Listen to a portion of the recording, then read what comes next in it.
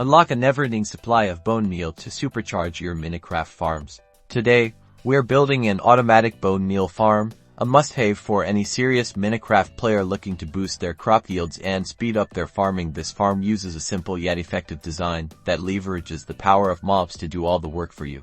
First, we need a large platform aimed for at least 15 by 15 blocks for optimal mob spawning. Surrounding this platform with walls at least 2 blocks high will contain the mobs. Now, around the perimeter of your platform, place dispensers facing inwards. These dispensers will eventually hold lava to push the mobs towards a central collection point. In the center of your platform, dig down a few blocks. This will be where our collection system is located. At the very bottom of this trench, place hoppers that feed into chests. This is where all your harvested bones will end up. Above the hoppers, build a small collection chamber. Leave a single block gap at the top, directly above where the mobs will be pushed. Time for the magic. Fill all the dispensers with lava buckets when activated.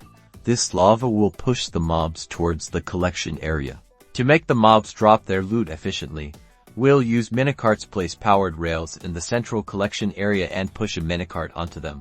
Now, you need a way to get mobs onto the platform. This can be a simple mob spawner if you have one, or you can lure mobs there manually. For a truly automatic farm, you'll want to design a spawning area above this platform. When mobs spawn on the platform, the lava will push them towards the center. As they fall into the collection area, they'll be lightly damaged by the lava, causing them to drop their bones. The Minecart will ensure all dropped items are collected by the hoppers below. And there you have it, an efficient automatic bone meal farm that will keep you supplied with this essential resource for all your Minecraft endeavors. Happy farming!